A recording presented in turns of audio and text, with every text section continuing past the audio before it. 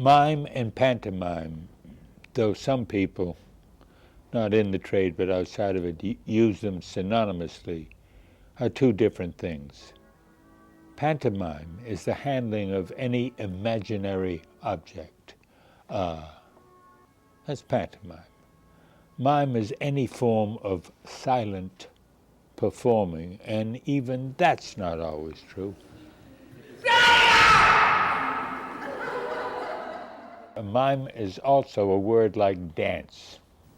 When you say the word dance, you can mean anything from Ojibwe tribal ritual to the Russian ballet.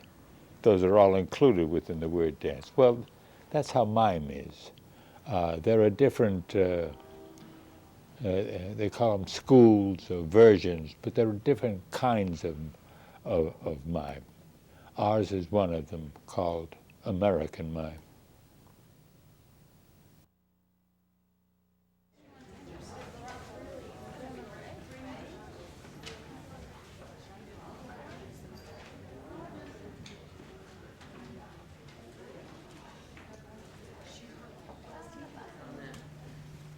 This is the American Mime Theater, and we just celebrated our 55th anniversary on April 7th.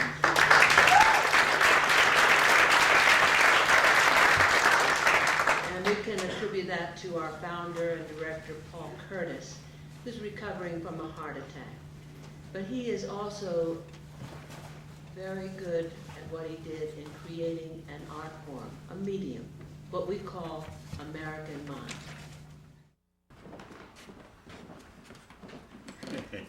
Hi, guys. How you doing? Yeah. I'm a little like Marceau. You can ask him any question you want. He always gives the same answers. Oh. I'm Paul Curtis, the founder and director of the American Mime Theater. Our studio's at 61 4th Avenue in New York City.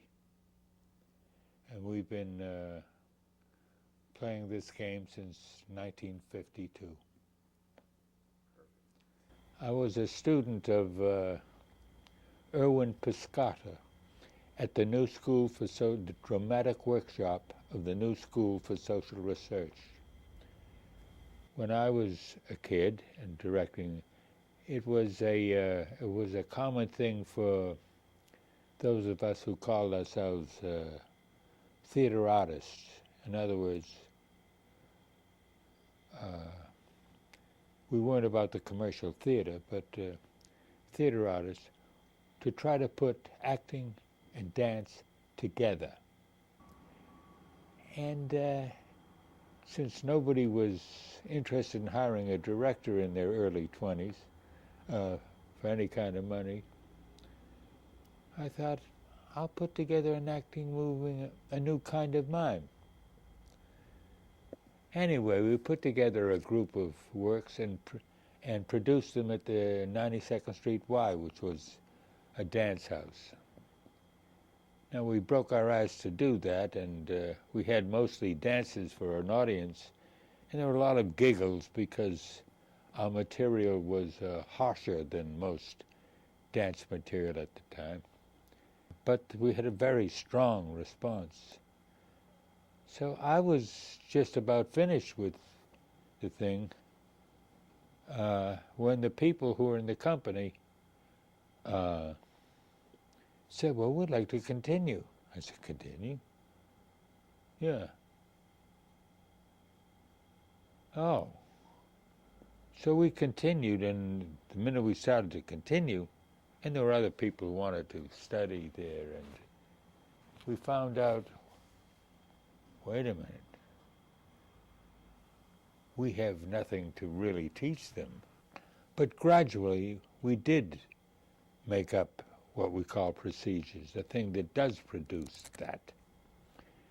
And then Jean-Louis Barrault came to this country for the first time. He was big shot in France, and I had known him briefly.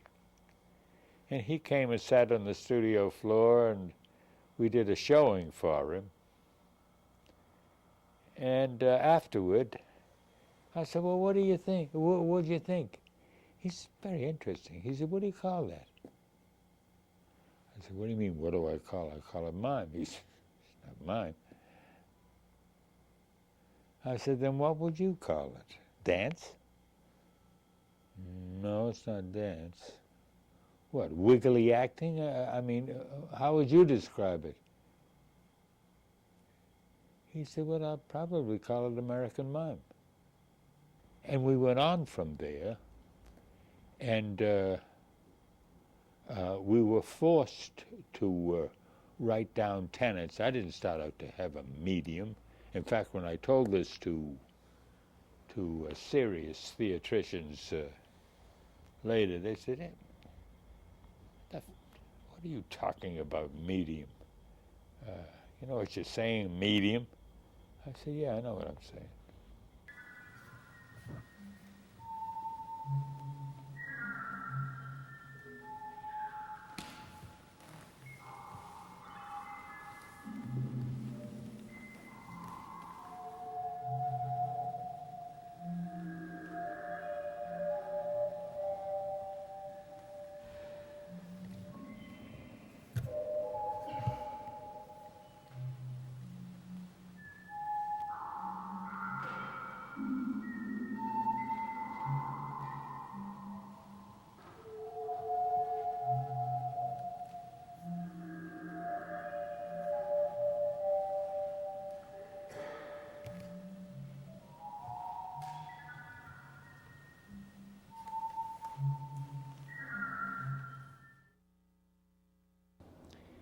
In the evolution of the performing arts, especially the commercial performing arts,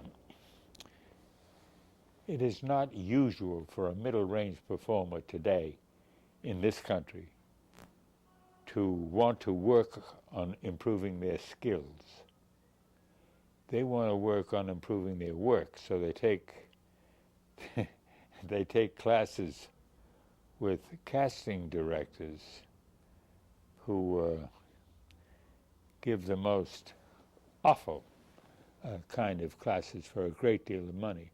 Whereas in Europe, we have a course in Paris, for example.